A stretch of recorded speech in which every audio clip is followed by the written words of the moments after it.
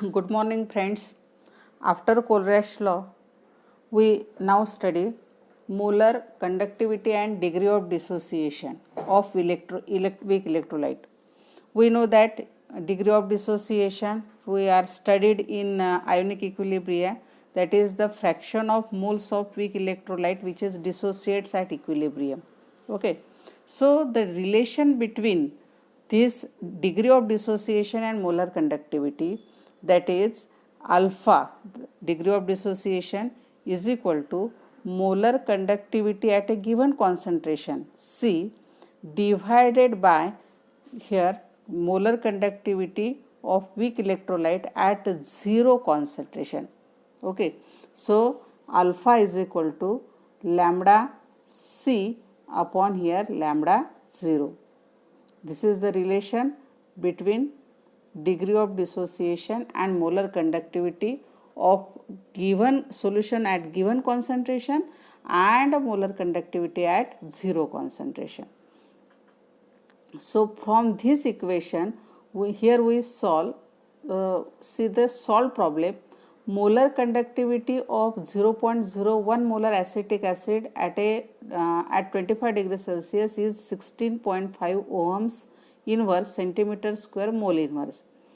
Calculate degree of dissociation in 0.01 molar means same concentration and dissociation constant if the molar conductivity of acetic acid at zero concentration is given, that is 390.7 ohm inverse centimeter square mole inverse.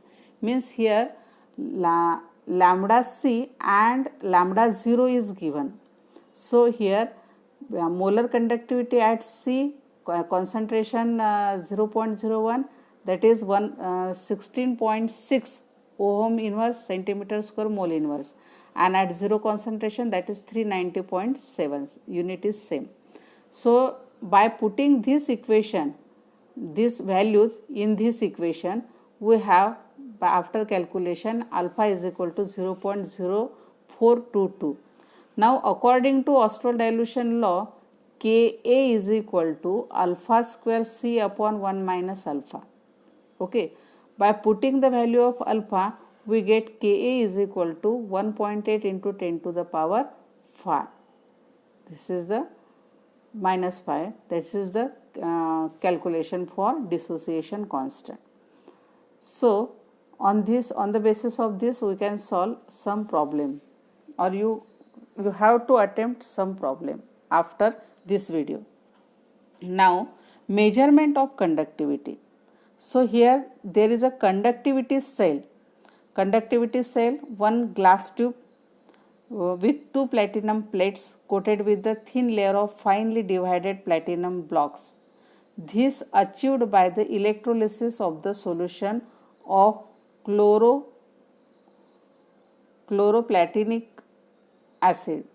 The cell is deep in a solution whose resistance is to be measured as shown in the figure. Now this is a glass tube, then solution, and these are the platinum plates. Okay, what is the cell constant? Cell constant,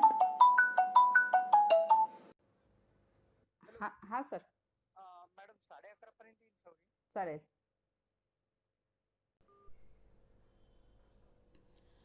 The cell constant of electrolytic solution is given by K is equal to 1 upon R L upon A.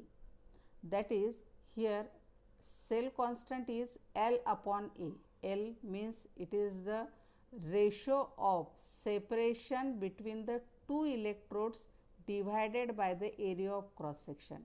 These two electrodes in the conductivity cell, these are separated by length L, and the area of cross section of this electrode is A, and this ratio is called as cell constant, which is represented by B. Okay, so here conductivity K is equal to 1 upon R L upon A, but here cell constant, that is cell constant is L upon A, so K is equal to, that is B upon here R. means conductivity is equal to cell constant upon resistance. Okay. So, here K is equal to cell constant upon R. Now, determination of cell constant. Here there is a solution of unknown resistance here. Solution of unknown resistance means given cell. Then here measurement of this cell constant is given in this way. So, the apparatus are arranged as shown in this figure. This is a resistance, variable resistance. This is jockey A and B. It is a highly resistant wire, and here there is a supply of current. Okay. So, by arranging this apparatus as shown in the figure, that is in a Wheatstone bridge. So, the conductivity cell containing KCl solution of unknown resistance is placed in the other arm of the Wheatstone bridge. D is a current detector and F is a sliding contact of that move along A to B. So, here first of all this jockey is kept at A and move towards B. Then when the resistance is equal or there is null point is obtained, then note down that length means AC and remaining is BC. So, that point is C. Okay. So, according to Wheatstone bridge principle, resistance of the solution is directly proportional to the length of AC, and resistance of this Rx, it is proportional to the length of BC. So, this resistance of solution proportional to the length of AC and resistance Rx is proportional to the length of BC. Now, dividing these two, we get here Rs upon Rx is equal to length of AC upon length of BC. Now, here by arranging this, we get Rs upon length of AC is equal to Rx upon length of BC, just like this equation. Okay. Then R of means resistance of solution is equal to length of AC upon length of BC into Rx. We know the value of Rx, length of AC and length of BC. Then on the by putting the values, known values of length of AC, BC and Rx, we can calculate resistance of the solution. So, by putting this resistance of the solution in a cell constant is equal to conductivity into resistance of the solution. So, here cell constant, that is conductivity of KCl into R of solution, which is measured earlier. So, by putting this value, we can calculate cell constant is equal to conductivity into resistance. So, in this way the cell constant can be calculated. So, here determination of conductivity of a given solution.